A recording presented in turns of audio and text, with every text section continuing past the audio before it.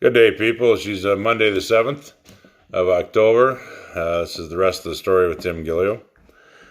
Now, I've been doing this over and over. I've been up at it now for quite a few hours, trying to make it as palatable as possible, I guess you could say. I'm a little annoyed. The last week after the last video, I was reading quite a few articles on the suicide rate in Alberta and the suicide rate in the oil and gas industry, which when the NDP were in power, they hid those rates. You couldn't get them. You knew they were astronomical. As every one of us knows, a lot of people that are no longer here, not because they were bad people, but because they couldn't figure out how to feed their families anymore, or how to pay their bills, or how they were going to succeed, where they were going to live tomorrow. Right? Our what's happened in the West. I mean, it was summarized here the other day. I was reading an article in the Calgary Herald where they did a study in Alberta, and they figured that 50% of the people in Calgary don't have adequate food or housing. That's an alarming number. We're talking about 1 million people. That's just a microcosm of how bad it's been for many years now in the smaller communities.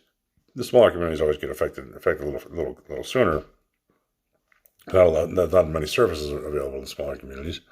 You have more, but the people are a little tighter in the smaller communities. They're generally more willing to help each other. So here we have a situation where the suicide rates are going to the roof. There's a lot of left behind children and spouses, and a lot of bills that have to get paid. The bankruptcies have gone astronomical. The business bankruptcy's never been this high. The personal bankruptcy's never been this high. This is we've superseded what happened in the 80s by a long ways now. These Trudeaus do wonders for the West. If you wonder why they do it, you have to look at their history. They hate Alberta for a reason. Their great uncle, Trudeau's great uncle, this Trudeau's great uncle, was hung as a horse thief in Alberta. So that's kind of one of the reasons they hate Alberta so much.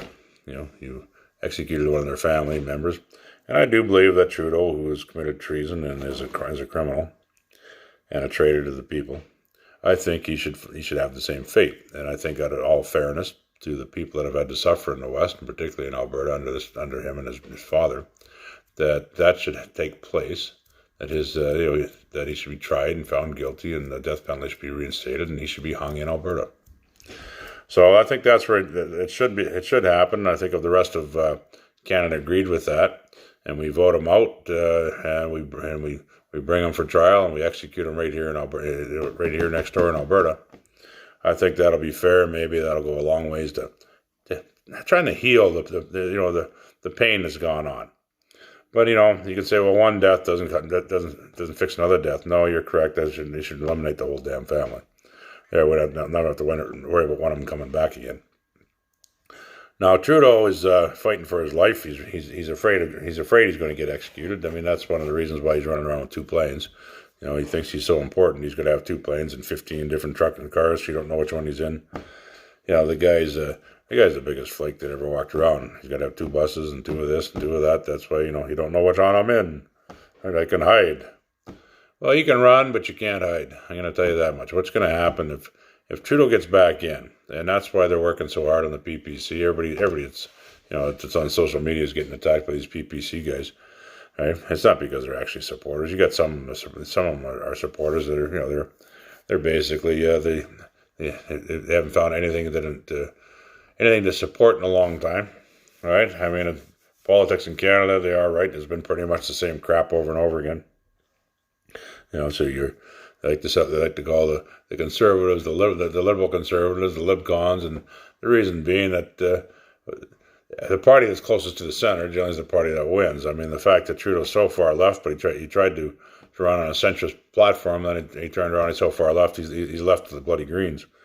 So Trudeau right now is gone full out commie, right?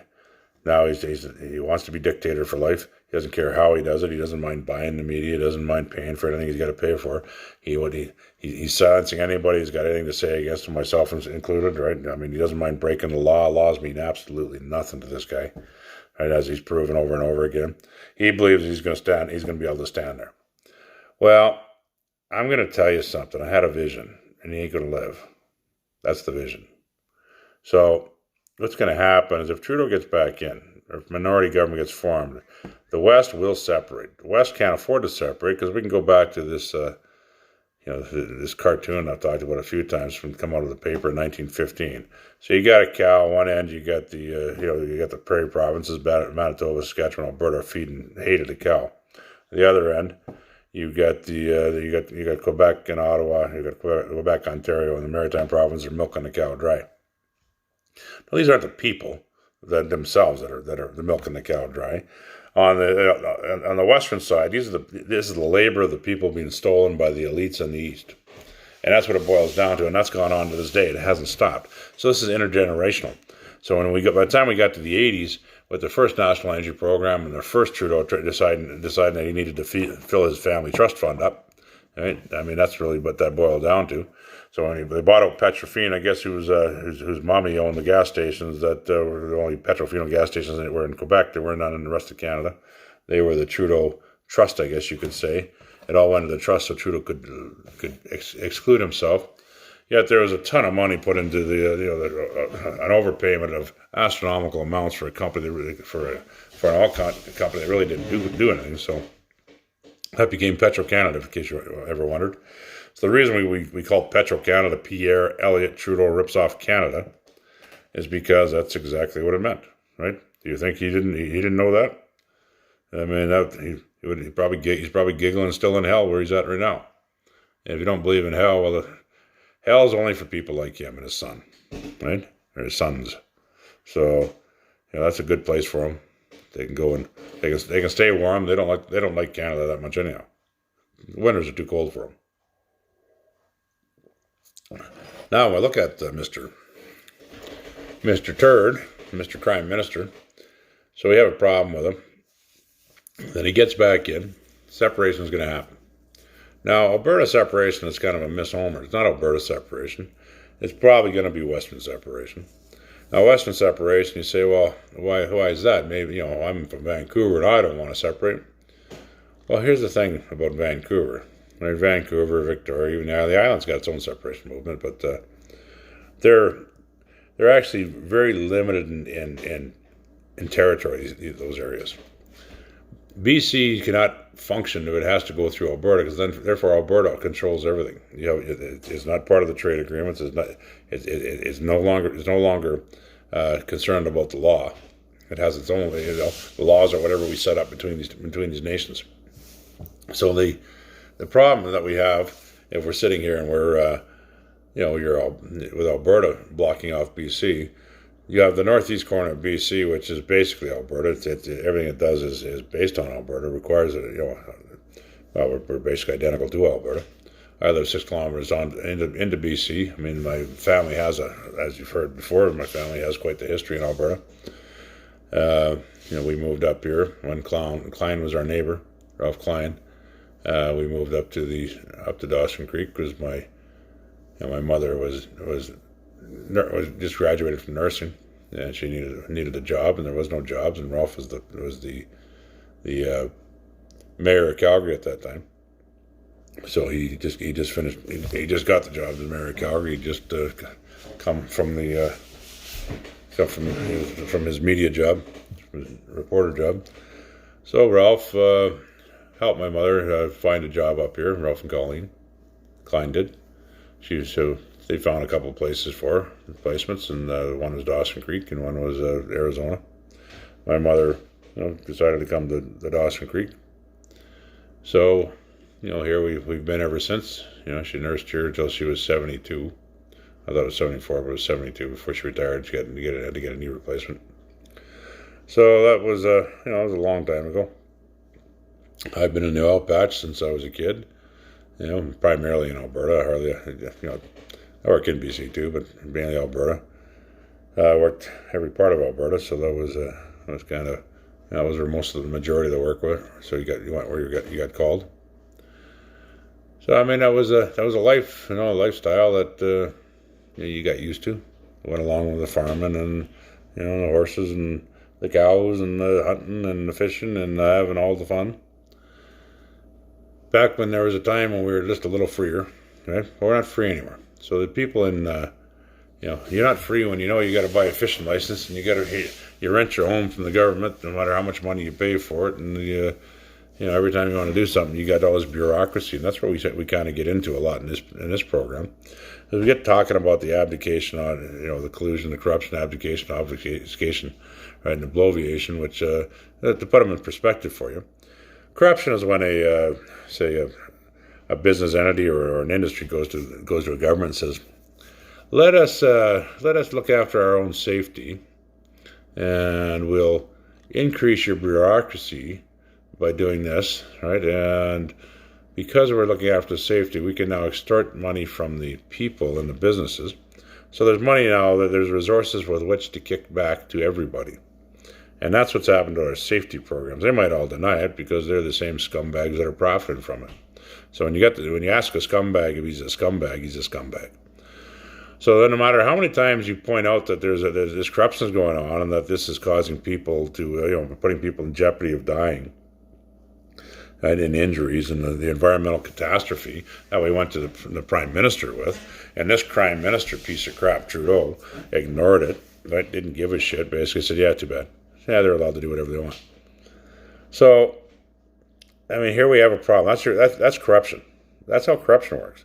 Now, how collusion works is the guy, the next level of management below that might want to do the job properly, but they like to eat. Maybe they get a little raise and, a little bit more job security. They just go along to get along. So here, we'll just, their bosses and their ministers say, hey, you're going to do this. So they do it. Sort of like what we pointed out with in this lawsuit, when all of a sudden they didn't file on time. So then we got this Paletti guy, right? That poor prick, he gets called up from Lametti, the minister of Justice Minister, right? Hey, you don't let this thing happen. This comes out before trial. Let's get in the trial. Let's keep this thing quiet. So that's just the way they silence crap. So this guy, he's got no choice. He wants a job. He wants to feed his kids, right? He's got bills to pay. He's like the rest of us. He doesn't want to end up like these oil patch people, that are sitting there and haven't got the money to pay their mortgage or pay their rent, or eat. I know the feeling. If it wasn't for my friends helping me out, I'd be more destitute than I am. Trust me, I've been there. I am there. So now we got, the effects are these guys that are, the corruption now leads in the collusion. Now as you start moving down, so let's say we'll stay with that lawsuit. That was a good way to explain it. So that poor bastard, right? He's got to turn around. He's got to go to the, I'm going to go to the clerks and I'm going to insist that we got, here's my rights. Here's the law. The law has to apply equally to everybody. Well, the clerk doesn't want to apply the law because the clerk really doesn't know the law. He has a little better idea than most people, most lay people. But he's being ordered by the guy right above him, the guy sitting in that office 3 or 4 floors up, right, in the Crown Prosecutor's office, who's had his bell rung now by the Attorney General, because the Justice Minister rung the Attorney General's bell, right? Don't let this happen. So next thing you know, boom, that doesn't happen. Right, so now it's no, just denial. Even when I got to the point where I wanted to lay in information against them, they refused to allow me. No matter what I did, over to the police station. What do I think the police are going to do? Right? Come on, the police are just laughing their ass off. We don't got a clue, and we don't want to get involved either. The cops are good at giving out damn tickets, and they show up en masse when things have to happen. But that's the kind of way they are, right? The cops are in a thankless job. Right, they can't do a damn thing. But again, they want to eat. They want to. They don't want to have to go out there and hang on to a goon spoon. That's a shovel, in case you want to know. Hang on to a goon spoon and work their ass off. Hey, it's a lot better to sit around with a little authority and drive around in a nice warm car. So, they don't want to lose that position. Right, it's kind of fun and entertainment. So again, here you end up with. The Crown's abdicating to the guy who's colluding, to the guy who's corrupt, right? And then now the Crown's abdicating in this case. The clerk, well, he's obfuscating because he's got no. He's literally stuck between a rock and a hard place. Again, he wants to feed his family, right? This is how it works. That's how the whole damn system works. This is why it's got to be torn down. The only way you tear this down is you destroy it. It has to be destroyed. If we don't destroy it, right? It never gets fixed. And that's really where, it doesn't matter if you're in the States or you're in Canada or you're in Europe, right? This system has got so corrupted. So where's it starting? There's a saying, you cut the head off the snake and the body dies. Well, we're at the point where generally you cut the head off one of these snakes, what happens is another snake, another head pops up. So we've got so bloated, right? There's no longer, we fill our ranks, or these bureaucratic ranks, with foreigners. These people have no ties to our countries, to this country, whether it's Canada, U.S. We allow people to run, become politicians, and somehow they get elected they're not naturally born citizens of that nation. If you're not a natural born citizen of that nation, you shouldn't run. Your kids can run if they're born here. Why? They have a tie to this country. It means something to them. Right now, your ties to the old country, the shithole country you come from. And the problem is your shithole country is going to return. You're going to try to turn our country into a shithole country because that's your influences. Because you want home. You're missing home. You should go home. That's how it works. If you're missing home, go home. Don't try to turn our home into your home. All right. So I mean, Trump. You gotta look at Trump. You gotta like what Trump's doing. People say to me, if Trudeau wins, he's going to turn us over to the UN. The UN's fighting for its life, guys. I mean, if you looked at what just happened last week, with all this Pelosi crap over this Ukraine stuff, all the Ukraine stuff is just bringing out their lies, bringing out their crimes, the DFAS the D class of the FISA. That's just going to bring out the crimes of these Democrats and of Clintons and Obamas and their administrations. It's going to expose the deep state. That's why they're going crazy, because they know they're exposed. So what's the U.S. president south of us done? He's fine. He said, okay, let's call up the Marines, right? So there are some. It was always known that the U.S. military could not fire upon its own people. Matter of fact, they have agreements with Canada and mutual agreements that our military would intercede on behalf of when they required military interventions, and they would do the same in Canada.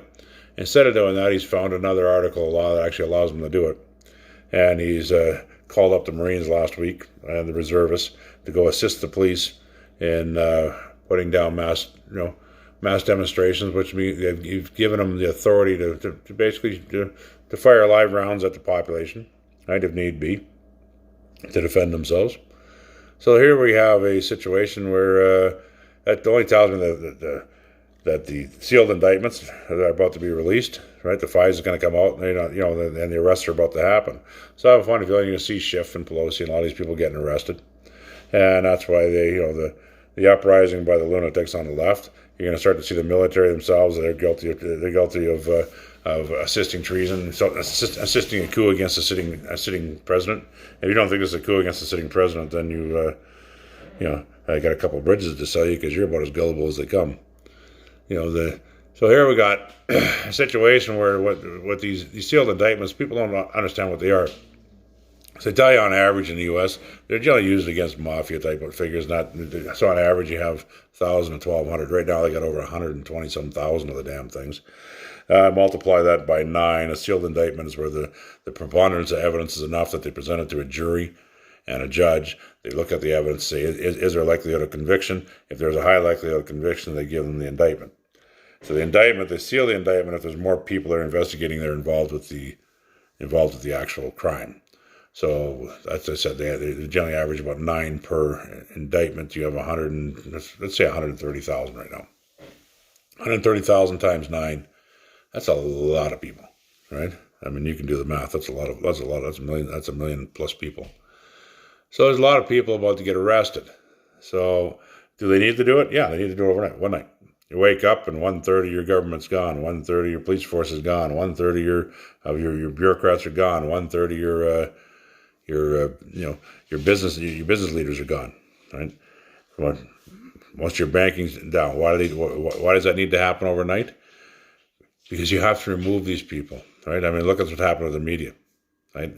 The media is just fake. The media is part of the criminal conspiracy. They're owned by 6 families now. I think it's down to 5. Actually, own 94% of the media, or more. So, this is going to happen. I'm glad to see that it's a movement. Let's hope he hurries up with it. Trump, when it comes to the UN, Trump has already turned around and he's already told the UN during his speech, he's put the globalists on notice. You're done. So now it's just a matter of let's get at her. Like, pitter patter, let's get at her.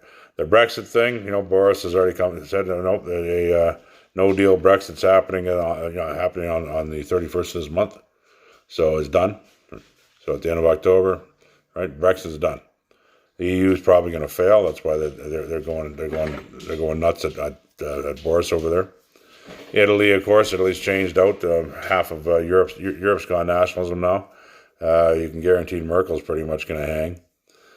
Macron's trying to change around, as we've seen. He's starting to swing over to the populist side to try to save his own skin. That leaves us Trudeau. Trudeau's got to go. Trudeau's running around on 2 airplanes because he's scared for his own life. He's got 2 buses, 2 airplanes. It's which one is he in? There's a man who's scared for his life, as well he should be. If he loses the election, that's what he's doing. There's no crime or nothing he won't do to try to win. There's no level of corruption this man will not attempt to do. That's why when you start to see the PPC guys, when you get these guys, the PPC guys are relentlessly attacking you, and you look at them and they have very little information about who they are. They come from back east, and you start going back historically through them. If they do have information on their social media, you start to see that they've gone from liberal to PPC to ultra right conservative. What you have there is you have people that are the people that are being paid. These are paid activists. They're paid to do their job. That's why the numbers are always the same few over and over again. I count about 25 of them that on my page out of over 5,000 people that are a bit of a pain in the butt. I leave most of them up there just because they're kind of entertaining, and they drag the fight along and they piss off all the people. And what they do is they're actually promoting the conservative cause. Now Scheer, I believe Scheer's a very moral, ethical man. He's young, right? Trudeau was young.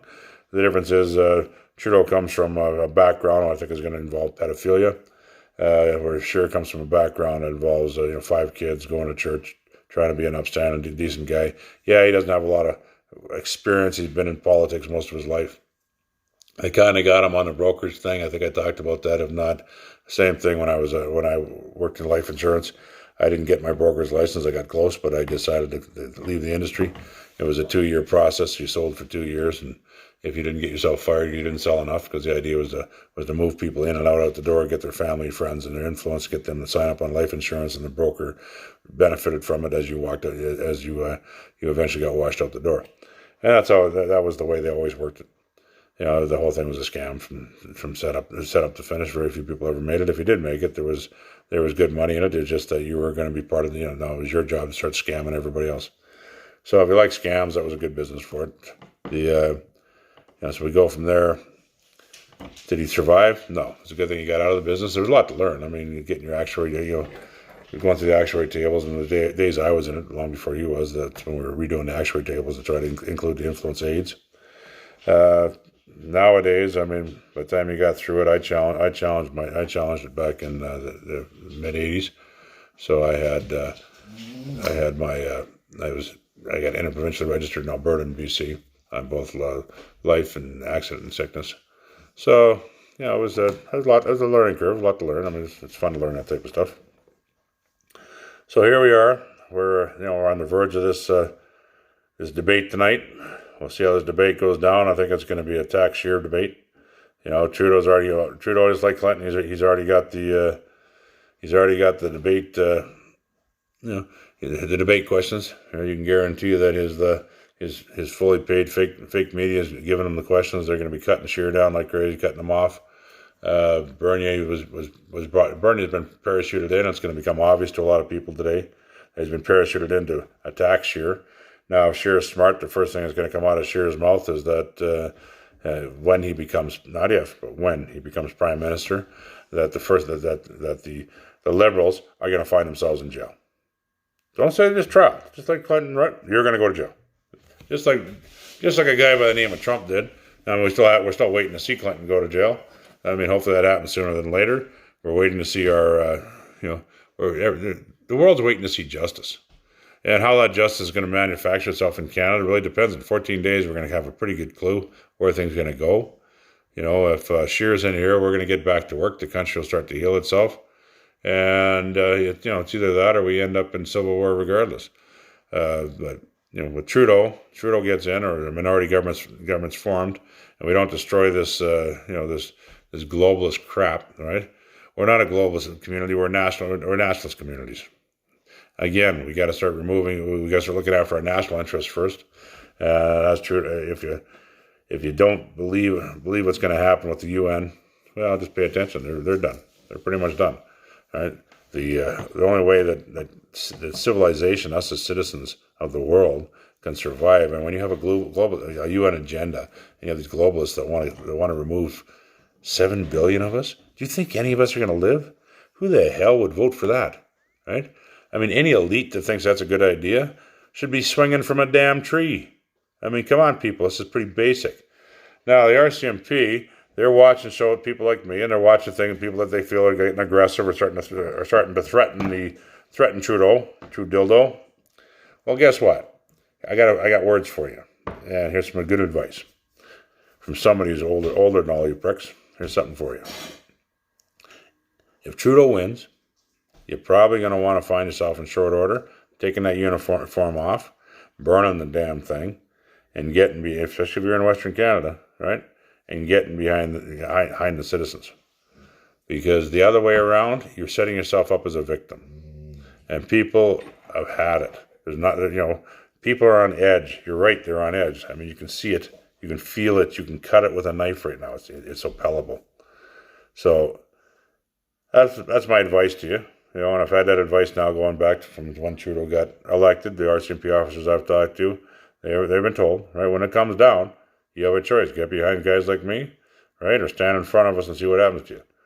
Because, I mean, when the people start moving, right, when people start coming after it, and that's going to happen, right? I mean, I'm in a fairly protected area because of, the Alaska highway's right here. The U.S. has an interest in that highway, so we don't cut off their access to Alaska. That's why that highway was built during the Second World War. You can guarantee that the people that are, the Americans are going to come protect their rights, and they have a right to make sure that this highway stays open. Well, that's good. I mean, hey, they use the piece of property I'm sitting on was actually used as a camp. Once they took the gravel out of here, they used it as a camp to build that highway, and that maintained a camp here right through the Second World War. So, hey, you can have another camp here. Just like old times. Come on home, boys. Whatever it takes.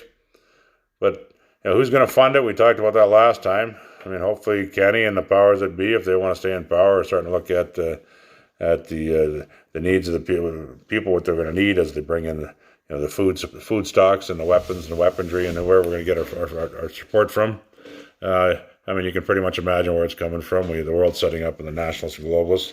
It has been for a long time. The globalists are losing their power base. So they're fighting like crazy because now their crimes are going to come out, and their crimes are going to come out again. I'm going to repeat it again. They're going to end up having to pay for their crimes.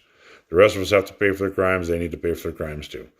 Well, folks, that's it for today. I hope you got something out of it. I mean, it wasn't the most upbeat message, unfortunately, but I mean, if you're there, if you're able to support us, you can see the information below. We have the GoFundMe page. We have the Facebook page, Facebook capital you can support us with. Your support keeps us around here.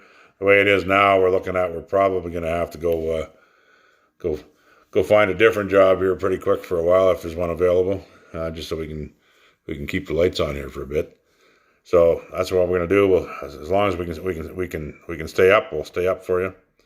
Other than that, like I said, we got the pressure truck all serviced up, but it's got to displace it today if the industry ever does go back to work, which again depends on the outcome of this election. When and where we'll eventually go back. I mean, resources don't stay in the ground, no matter how much you want them to. And we'll see what happens. We'll see if shortly after, by springtime, if we're not working on a whole different country here, that might be the outcome. But it has to do with Eastern Canada. So, be safe. Look after each other the best you can. I mean, help out your neighbors, right? It's got to be us. It's us against them, people, right? It's the people against the elite, the bureaucrats. The people against the people that are willing to collude, that are corrupted. They're willing to collude. They're willing to advocate. Willing to obfuscate for their own benefits. Let we the people stand up on their behalf. Have a good one, folks.